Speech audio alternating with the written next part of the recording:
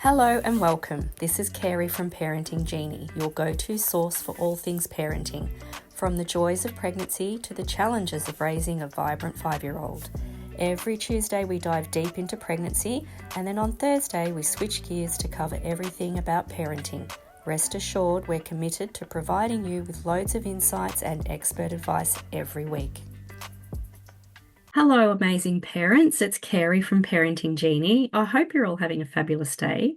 Now, we have a very special guest on our podcast today, a very talented woman who is a prenatal yoga teacher and a midwife. And I've been particularly excited about this combination. So let's all give a warm welcome to Kimberly Leah. Hello, Kimberly. Hello, thank you so much for your warm welcome. How are you? I'm good. Thank you for joining us. And we really are excited that you are joining the Parenting Genie team. So thank you. It's great to be here. Now, Kimberly, can you tell us a little bit about yourself or something unexpected or something, a fun fact about yourself? A fun fact, people are often surprised that I love Latin dancing. So Ooh, I'm often dancing bachata and salsa. wow, how Um, exciting. Very I would say smart. I'd recommend I'd recommend bachata for pregnant women, actually. It's really good for the hips. So what is bachata? Bachata is a form of Latin dancing like salsa, but it's to a four Mm. beat count. But it's really incorporates a lot of hip movement. So I Oh, think it's quite fun. My parents have actually started learning okay. salsa since watching me the last few years. Wow. It's So so sweet. how long have you been dancing? Doing the same? Since 2018, actually, I started learning when I was volunteering in Haiti. There's a big Latin dancing scene over there. Yes. Wow. So tell us briefly about your experience in Haiti. What were you doing over there?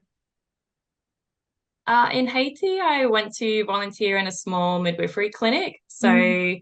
So, um, on the outskirts, not in the big city, I was drawn to go and volunteer there following Hurricane Matthew, Yeah. and I also have a sponsor child over there.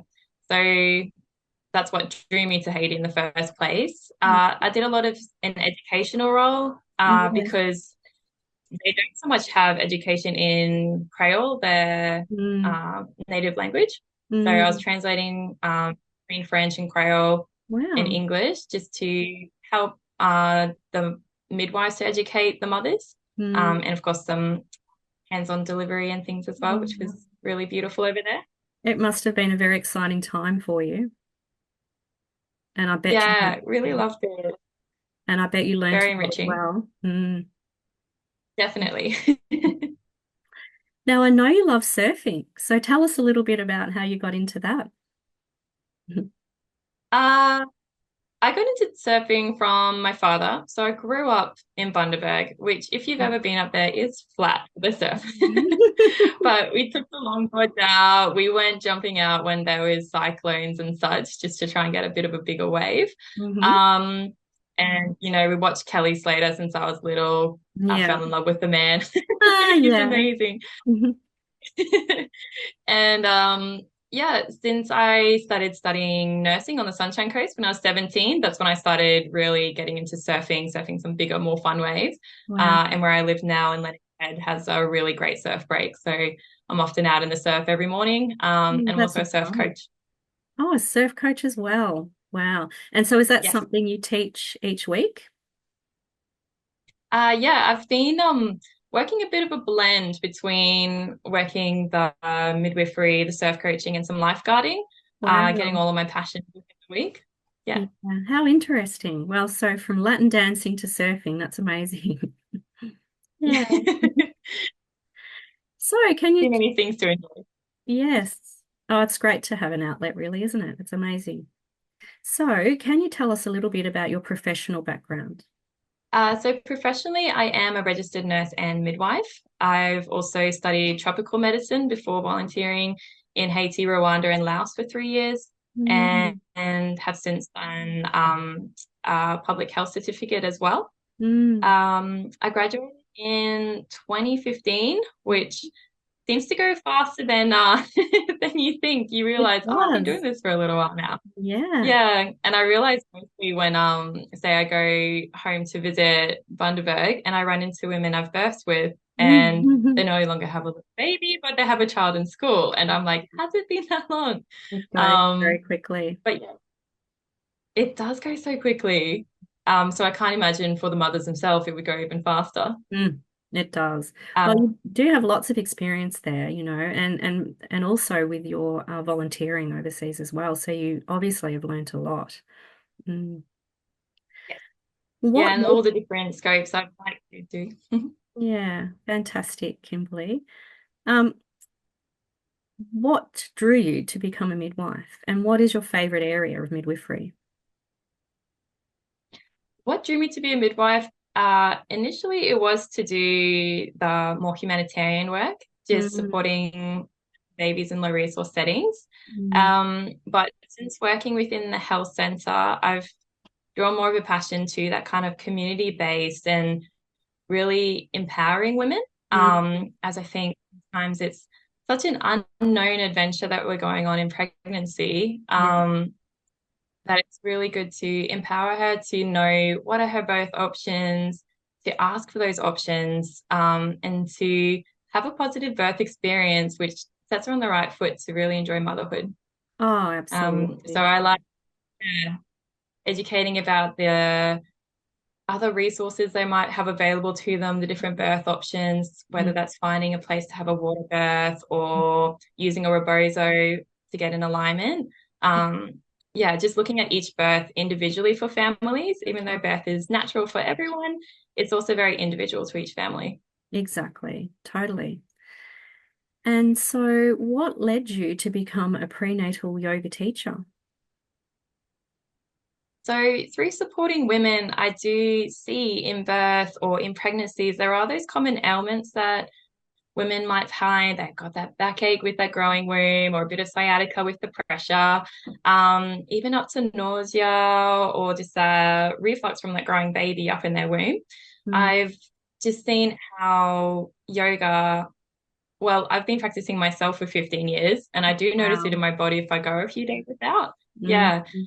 So I think even more for a body that is changing with pregnancy, with the mm, growing weight of the womb baby, that it's very important to get that alignment to try and prevent these ailments of yeah. some aches and pains that can come, as well as really learning the breath work, Mm, which is very important, I think, for labor.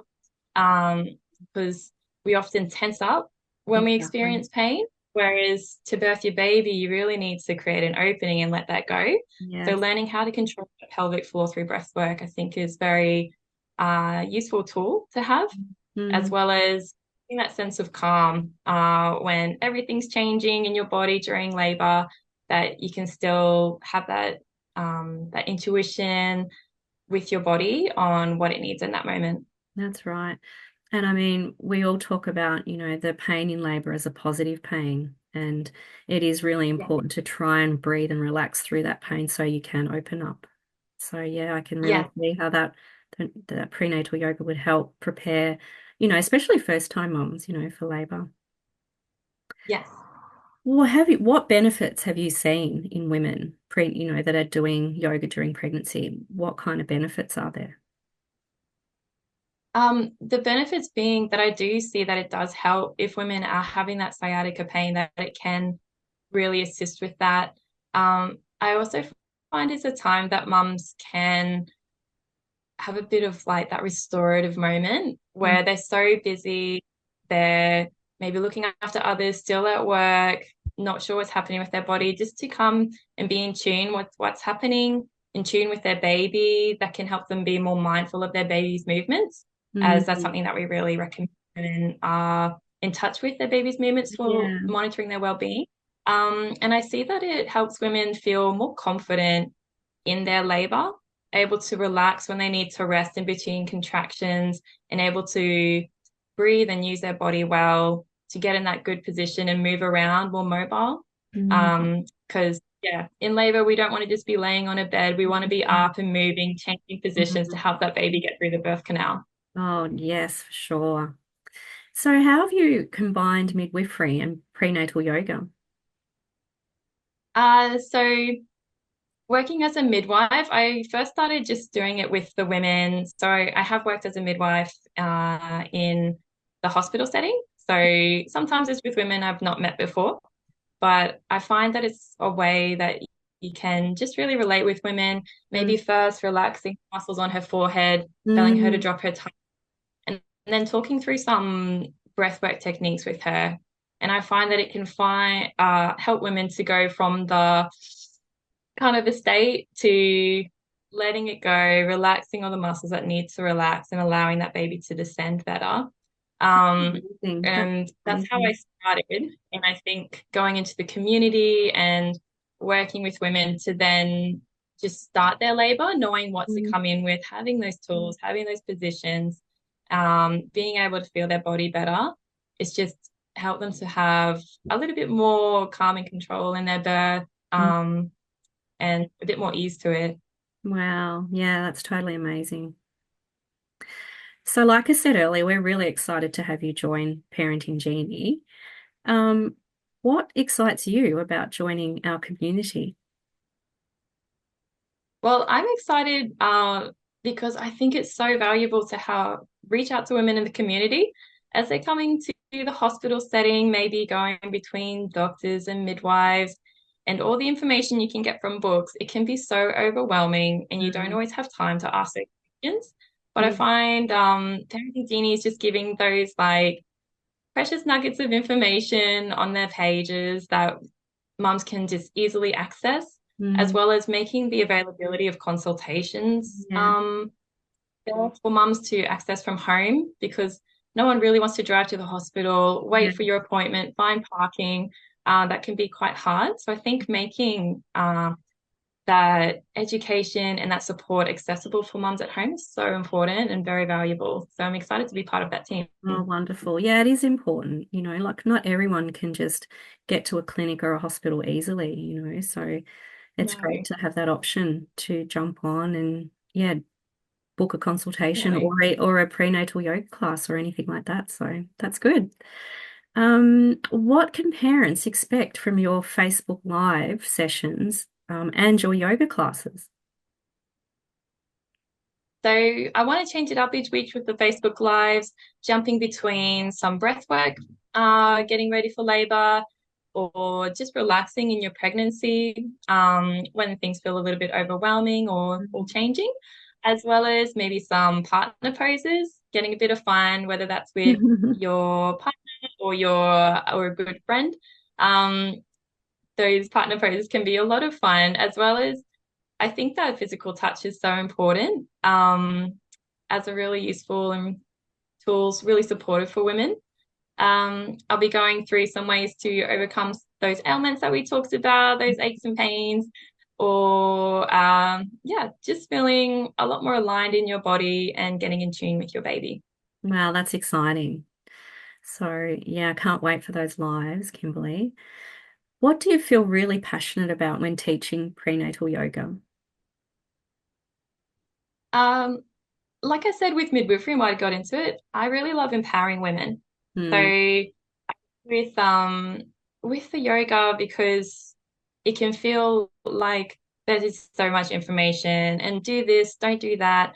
Hmm. So much effort. And I find that it's a real time that women can center in, listen to their own bodies, feel what feels good for them, and also do it in a safe space, one where they're not being pushed to go, go, go in our busy societies. Hmm. And so they have to also restore their energy Yeah. and some poses to really relax, as well as ones to really strengthen their body to better support the weight of the growing womb, Yes. and also just feel more empowered through all of that to go into birth and know that they as women can birth. That's what Yeah, their bodies are created to that's do, right. and that it can be a really positive experience for them.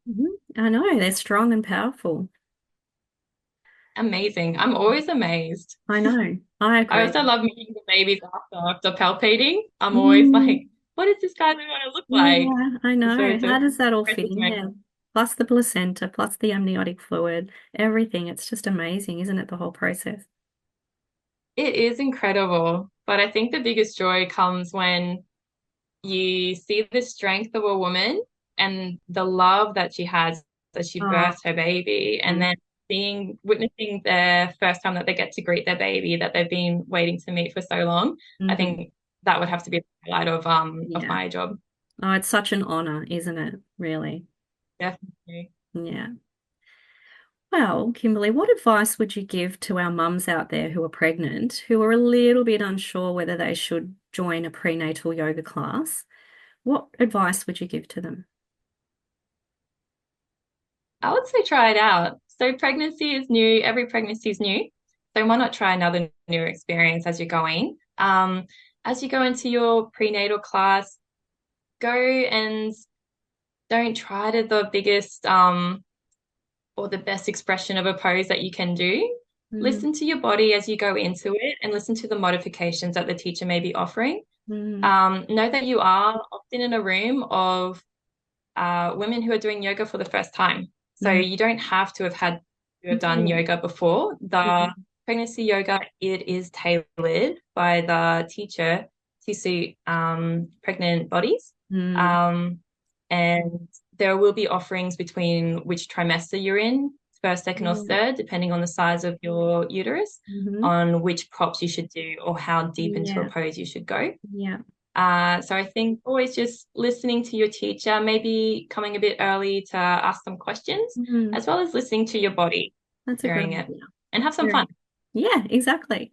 So you don't have to have done yoga before to come along to prenatal yoga. You can just come along for the first No, time. definitely not. Mm, You fantastic. can. Yeah. Wonderful. Well, Kimberly, as we wrap up today's podcast, is there anything else you'd like to share with our community today? Um, no, I think just enjoy your pregnancy, enjoy your baby and all that is coming. And yeah, just know that there are those resources there out for you, like Parenting Genie, that you can reach to help you feel um more encouraged, more independent, and empowered through your pregnancy and birth. Yeah, that's amazing. Well, we've really enjoyed having you on the podcast today. And for all our audience out there, now, if you want to book a prenatal yoga class with Kimberly, just go to parentinggenie.com.au. Or if you want a consultation, because Kimberly's a midwife as well, you can also just book a consultation with her again at parentinggenie.com.au. But you will be seeing Kimberly live on our Facebook page very soon. So keep your eye out there and she'll go through all things prenatal yoga. So thank you again, Kimberly, for coming on, and we look forward to seeing you soon. Take care. You have a good day. Okay, Bye. thank you. Carrie here signing off. Thanks for tuning in to today's episode. We're looking forward to hearing from you, so please don't hesitate to send us your questions and the topics you're eager for us to explore. Join us next time for more tips and stories that make parenting a joy. Until then, happy parenting and see you in the next episode.